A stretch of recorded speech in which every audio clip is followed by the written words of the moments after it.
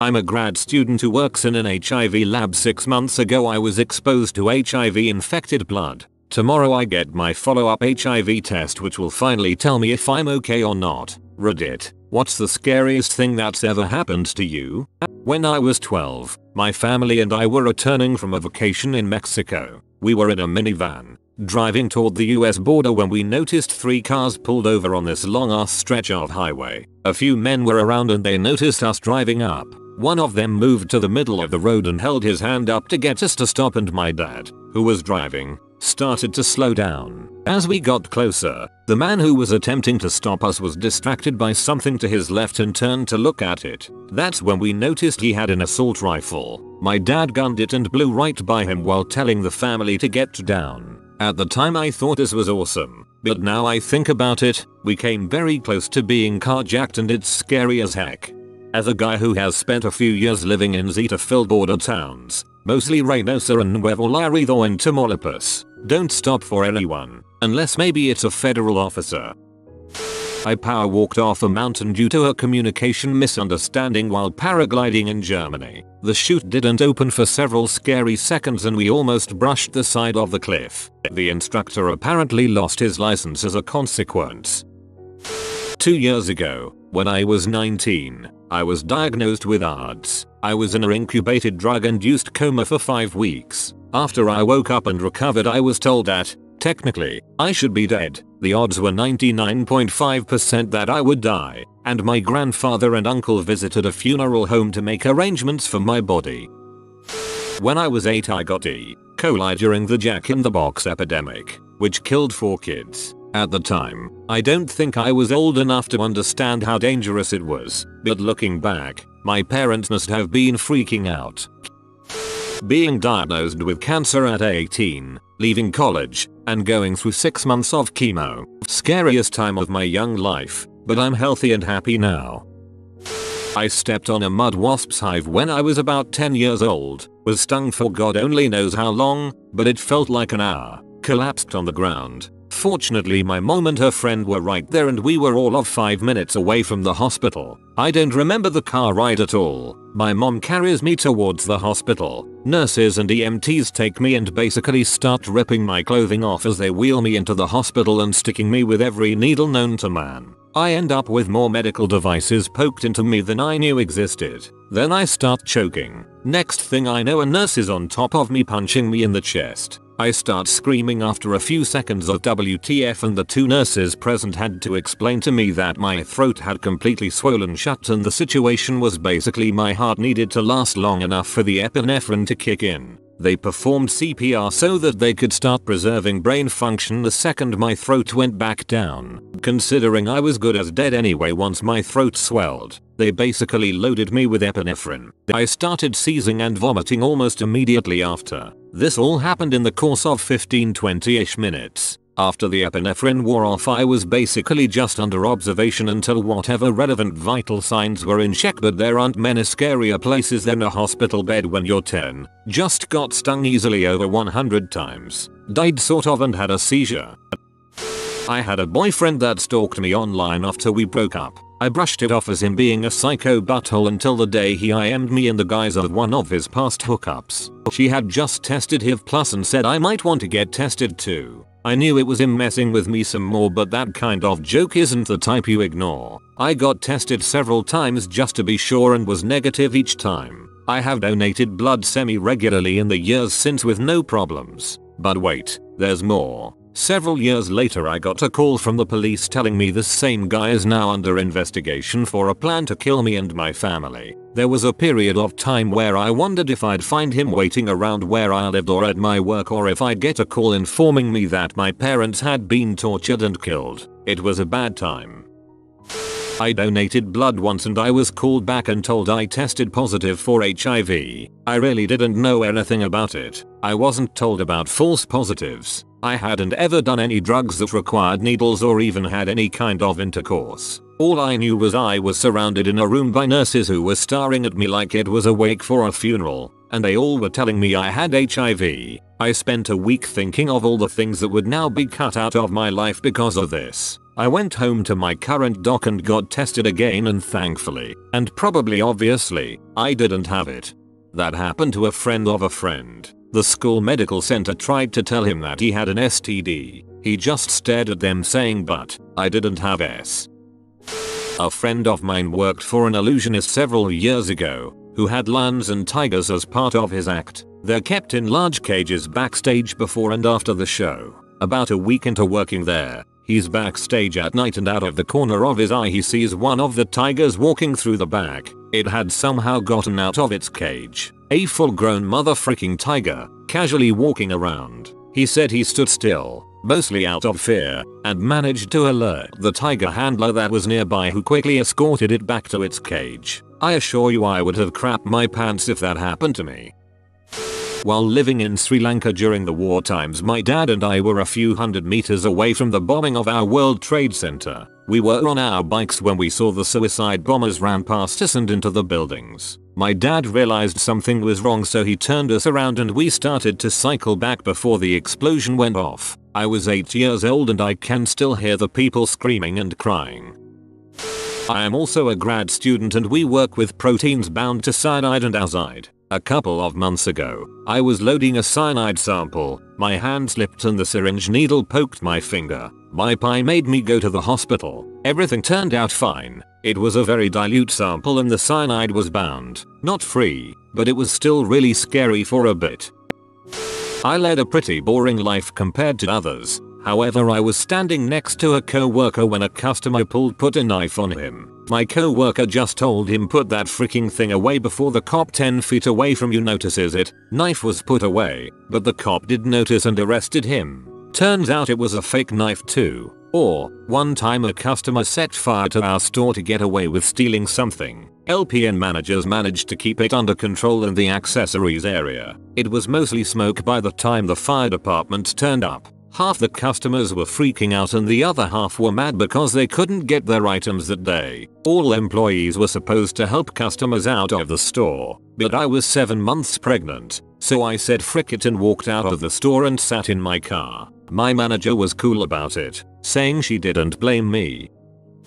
When I was around 7, my family and I went on a sightseeing outing on the other side of the island I live on. I take up residency in Hawaii. We come up to a scenic point and head over to the safety rails to look out over the coast below. My uncle sees this as a good opportunity to do what he calls fun. He runs up from behind me, grabs my ankles, and holds me out past the safety bars while I'm frozen in fear as I stare downwards towards the coast below. I didn't know how far the drop was, but I knew if I fell, there would be literally 0% chance of survival. At this point I'm screaming my head off while he's laughing and pulls me back in after what seemed like an eternity. Now 16, I look back on that day and laugh, but I can assure you that my 7-year-old self was not so forgiving.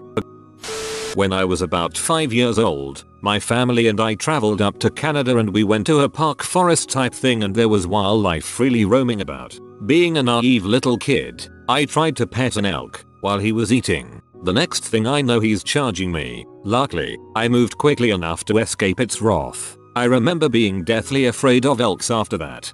You should be on the track team. You outran an evil elk.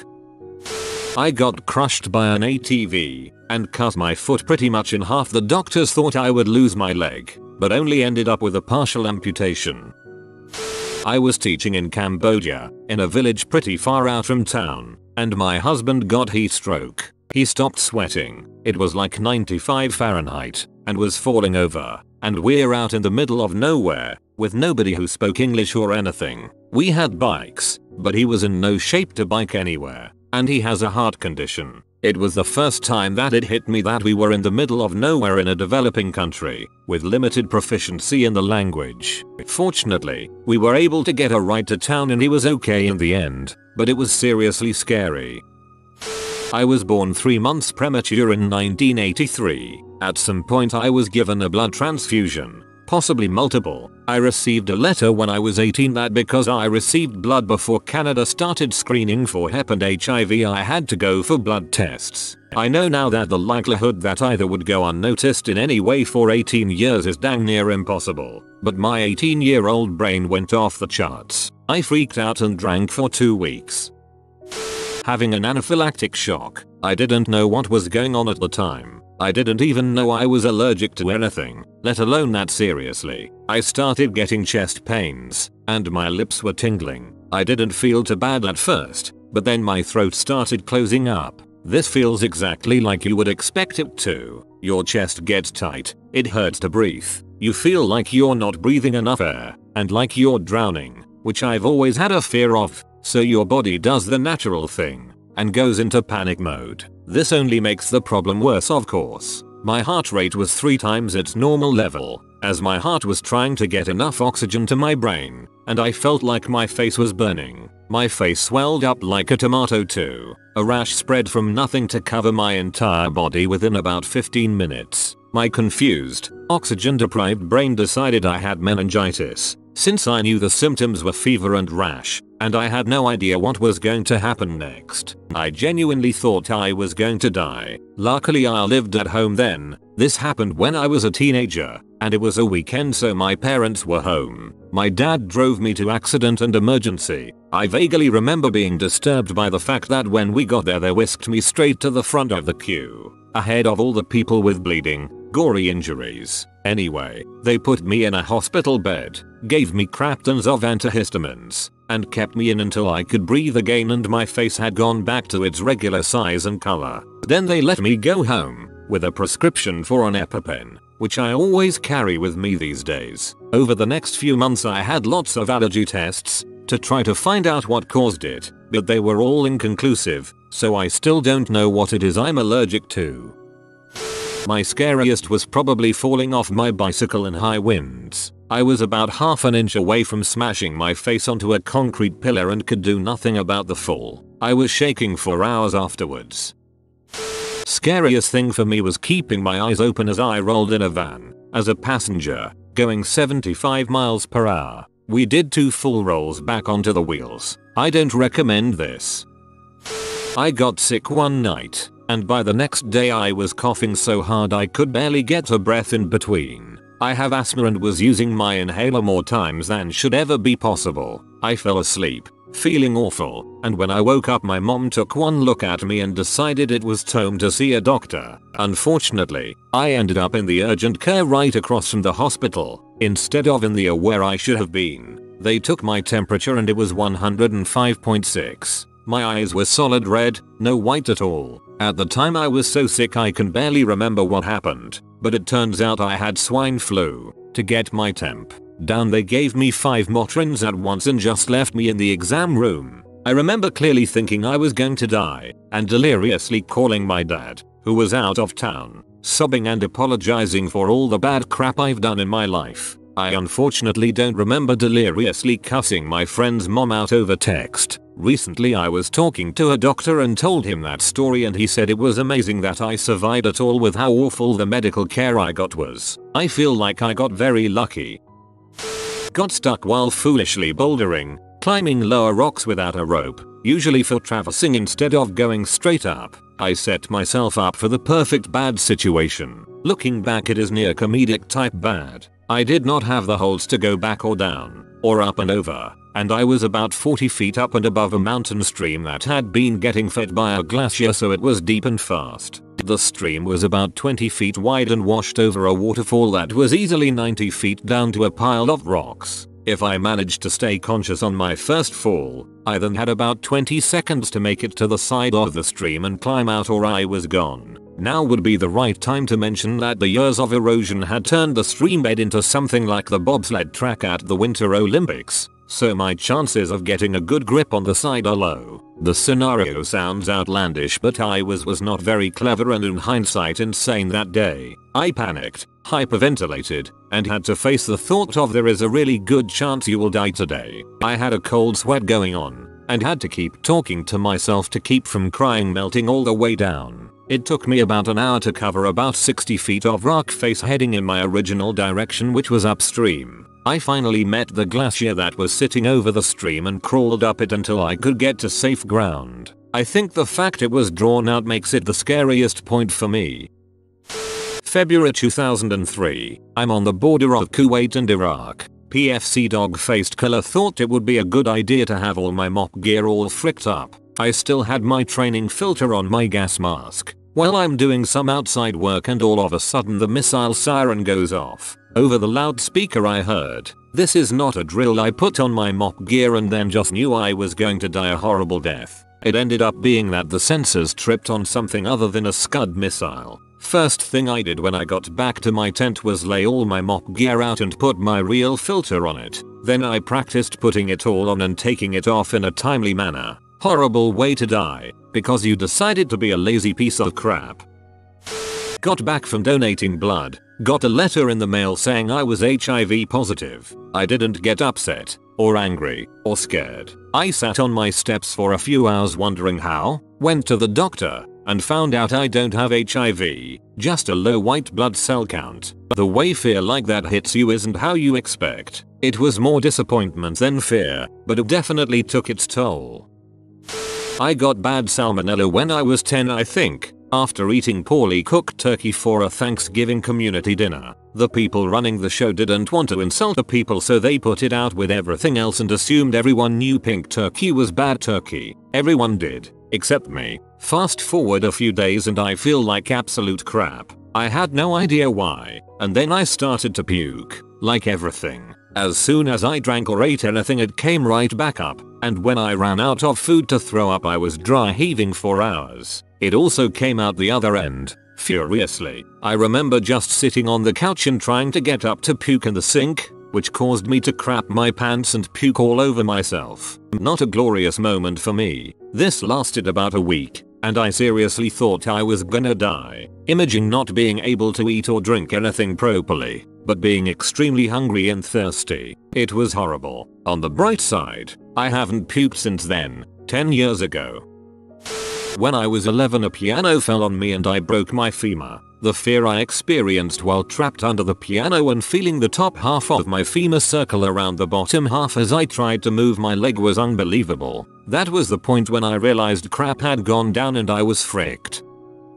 Went to live with family in Pakistan. After a few weeks of having our water boiled, not drinking milk from the street, and in general just having our mother being extra careful, our uncle took us out shopping. We saw a street vendor who was serving an ice cream dessert type of thing. Being kids, we didn't know better and asked for some, and he got us some. I got food poisoning. My middle brother was hospitalized for a week. My oldest brother got typhoid fever and almost died. He was in the hospital for a long while. I don't remember much of it, but I remember him looking like a shell of a kid in the bed and all of our relatives crammed into the hospital room. He recovered just fine though. Moral of the story, if you go to a third world country, don't eat drink things on the street. You have been visited by the distinguished doggo of delicious delicacies. Comment tasty supper, pupper, and be blessed with delectable dishes for the next decade. If you are new to the channel, you can subscribe. I publish new videos every day. Until then, check another video, or don't. Either way, have a great day you magnificent people.